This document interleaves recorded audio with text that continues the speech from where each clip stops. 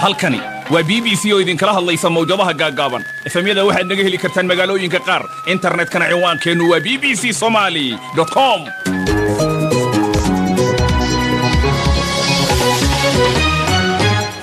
duur wanaagsan dhegaystayaal sidaad u dhantihiin qodobada barnaamijkan idinkugu hayo waxa kamid ah xaalka baarlamaanka Soomaaliya oo weli qasan waxa jira warar sheegaya in gudoomiye Jawaari uu iscasilayo xildhibaankan ayaana afkiisa noogu sheegay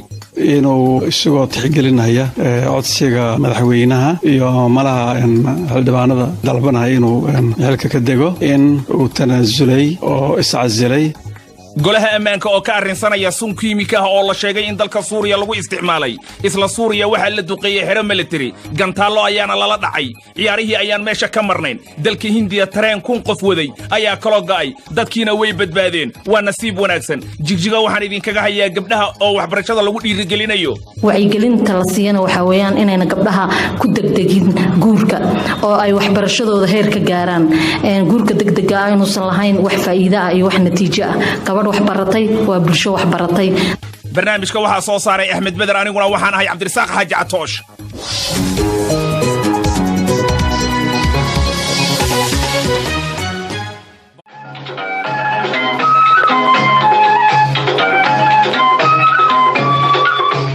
halkani waa BBC oo idin kala hadlaysa mowjadaha gaagaaban efemyada waxaad naga dhagaysan kartaan magaalooyinka qaar internetkana ciwaankeennu waa bbcsomali.com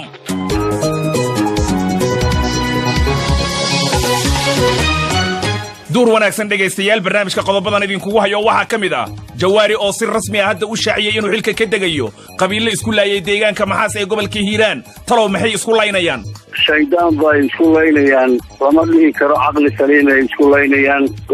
laynayaan waa garasho la'aan kumanaan qof oo la sheegayo in lagu jirdilo xabsiyada dalka Liibiya Donald Trump oo ku goodiyay inuu jawaab ka bixin doono hubka la sheegay in lagu isticmaalay dalka Suuriya waliga ma maqasheen in cunay basbaaska adduunka ugu kulul talow maxaa u geeyay Somaliland oo sheegtay in dhul beereed dawladda ay sameynayso waxaan oo qorsheysan inaanu beerno 2500 oo hektar dhul gaariya oo lagu qiyaasay 12500 oo saacadood oo aan ugu talagalnay inaynu dawladahan aan beerno barnaamijka waxa soo saaray Cabdifataax Cagayar anigoo Catoosh ahna waan idin la socodsiin doonaa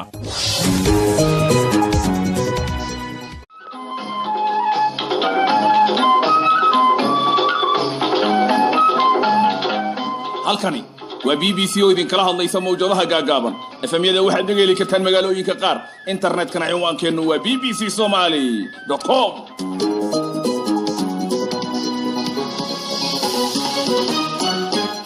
duur wanaagsan dhegaystayaal barnaamijka qodobadaan idinkugu hayo waxa kamid ah dawladda Imaaraadka oo sheegtay inaysan wax su'aal ah gelinaynin midnimada Soomaaliya heshiiska berberana ay kala xaajootay dawladda dhexe ee Soomaaliya بأن الموقف السياسي هو دعم الصومالي الواحد نحن ما عندنا قنصلية في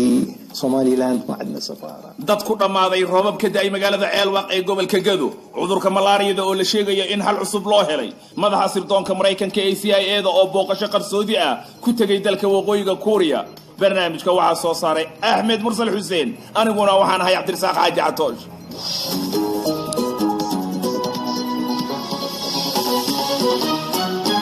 balse intaasoo dhan aan ka hormariyo warkii dunida Cabdiraxmaan Xaaji Cadow ayaa diyaar la ah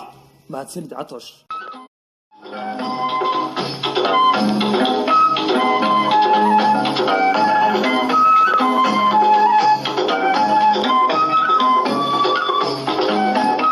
halkani waa BBC oo idin kala hadlaysa mowjadaha gaagaaban efemyada waxaad naga heli kartaan magaalooyinka qaar internetkana ciwaankeennu waa bbcsomali.com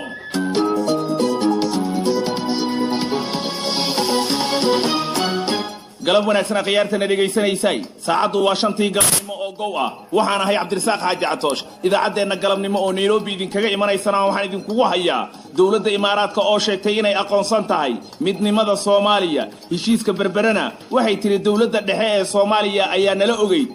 بأن الموقف السياسي هو دعم الصومالي الواحد نحن ما عندنا قنصلية في صومالي لاند ما عندنا سفارة madaxa sirdoonka Mareykanka ee CIA-da oo safar qarsoodi ah ku tagay dalka Kuuriyada Waqooyi askar ciidanka Soomaaliya ka tirsan oo si gaadma ah lagu dilay roobab dad ku laayay deegaanka Ceelwaq ee gobolka Gado fatahaado iyagana ka dhashay roobab gaarisa ka daay dad bay musqulihii ka dumeen meel illa ahna iska fadhiya islaantan ayaa kamid ah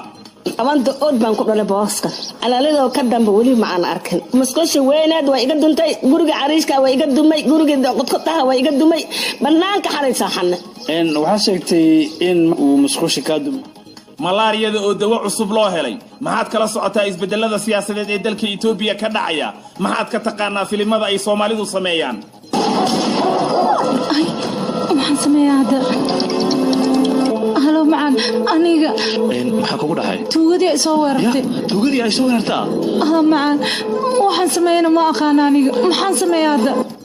qodobadaas iyo kuwa kale ayaad barnaamijka idinkugu hayaa